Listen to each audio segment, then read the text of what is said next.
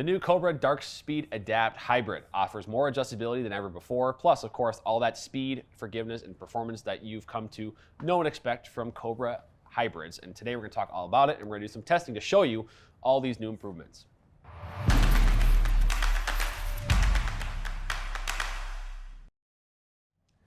Hey golfers, I'm Drew Mahowald of Second Swing Golf here in the tour van at Second Swing Minnetonka store, joined by Jake Montgomery, fitting manager at our Minneapolis store. And Jake, we've got a new hybrid. Cobra DS-Adapt, new with the DS-Adapt lineup. Some new stuff involved here. Cobra hybrids have always been kind of explosive and giving you some distance, especially through some lower spin sometimes. I guess first looking at this, I'm going to hand it to you so you can give me your first-hand impression on the appearance and what you see with it. Yeah, I mean, I really like the scoring lines on the face right away. Yeah. Those just make it look real easy to set up for me. It's got a little deeper face to it, which I like in a hybrid. Feels like you can swing down on it a little more aggressively. Pretty even, heel to toe, front to back. Just looks like a very square setup. Yeah. Pretty confidence inspiring. Yeah. Also, we should note, we talk about it, the FutureFit 33 Hosel. Yeah. It's a big deal. So with the driver and the fairway wood and the hybrid now, there are 33 available settings for the fitters or for you at home with your club to tune your club to in terms of loft and lie. Yep. That's a major breakthrough. That's almost, I think that's 4 times what their previous Hosel had. So tremendous stuff there. And as a fitter, I'm sure that's kind of exciting just to like have all these options now, you know, when you're in a fitting and if you got that player that's really particular, maybe looking for, you know, maybe something specific or maybe has a correction that they need, you have way more options to go to. Yeah, everyone has a different swing, so opening up all those possibilities are great.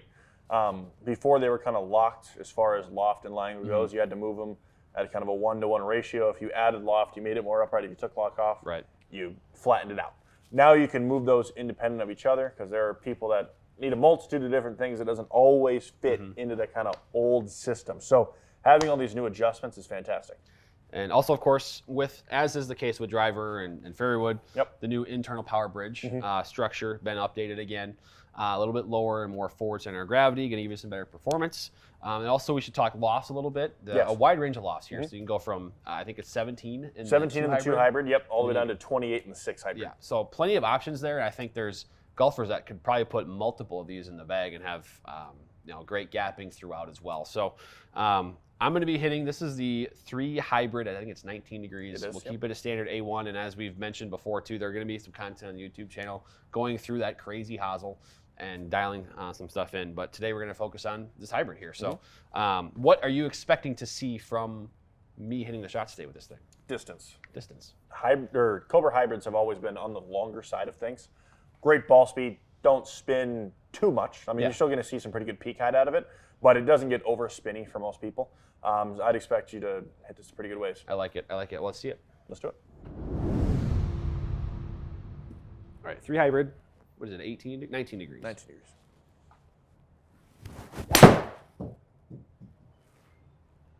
Yeah, there's the distance. Oh, yeah, there's the distance.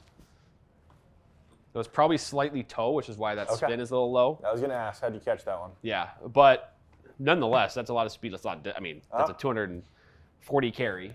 Yep. I think what you'd probably want to see when it's a solid strike, you want to see that height go over 100. Probably see less of a disparity between the carry and total. For sure. For a player like yourself, I'm looking for like 33 to 3,500 spin. Okay. Well, this thing is certainly a rocket launcher. Yes, but like I said at the start, this is known for being a little bit, or Cobra's known for being on the lower end of spin, kind of across the board. Yeah. I'll tell you what, that one felt really solid. It feels like you can tell it's just blistering hot off the face, you know?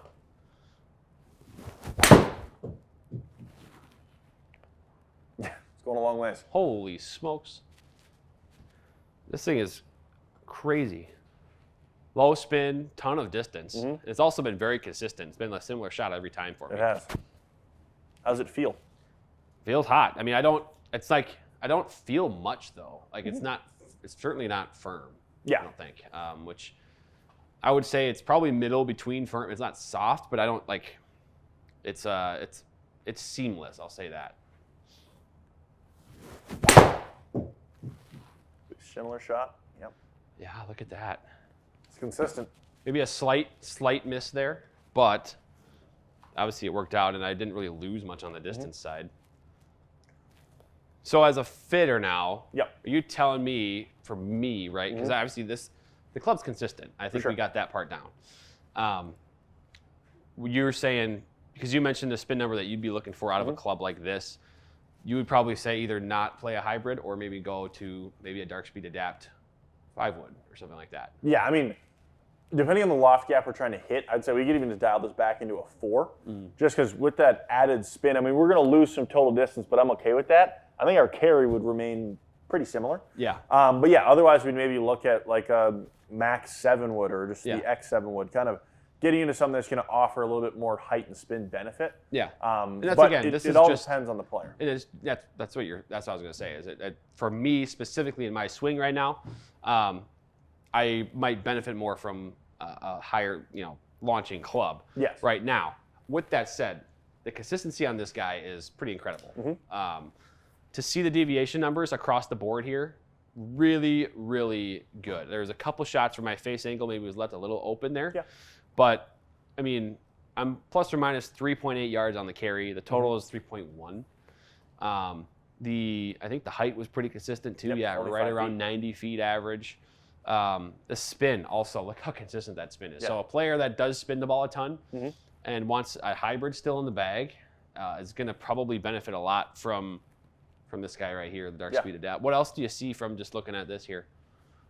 Yeah, I mean, I noticed, again, ball speed real high. 144 smash factor out of a hybrid is kind of the upper range of where we're going to see it. I mean, it rarely does it get much higher than that.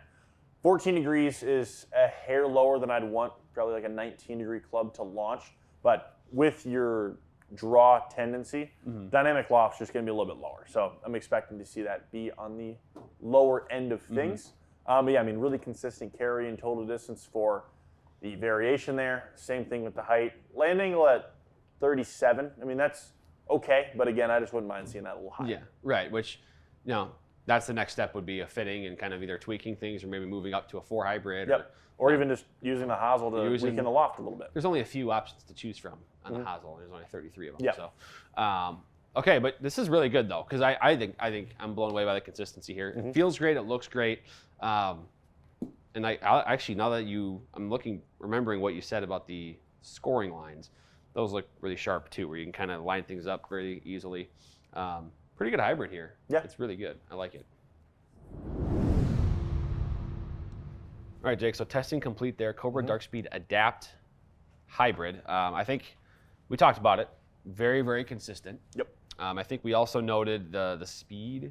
And I just like, for a player that might be needing to control their trajectory, I mean, we're seeing a lot of that now, especially with golf. We're seeing this kind of influx of players that, younger generations might be a little bit more athletic and have some more speed, to be blunt about it. For sure. But maybe not controlling that as much. And you're seeing those high spinny ball flights. That's where a club like this can be really handy for those types of players. Yeah, absolutely. If spin control in a gapping club is something you're looking for, this would be a great option for you. It was very consistent while still being hot. That's a tough thing to do because generally if something's really fast, the consistency isn't quite there. But I mean, we saw consistent carry, tons of ball speed, very consistent spin rate, just happens to be on the lower end of things.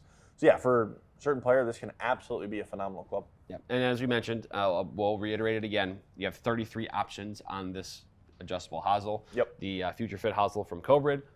The FutureFit Hosel from Cobra, which allows you to go all kinds of different ways, independently adjust loft and lie. So you can set this club up almost however you'd like, and you'll get the performance that you need from it. So the Cobra Dark Speed Adapt Hybrid, some great testing, awesome ball speed, awesome consistency. Yeah. You're going to probably improve your game with this thing in the bag. So Jake, thank you for joining today. Go see the fitter like Jake and get yourself dialed in. Thanks for your insight today. It was awesome. No problem. Absolutely.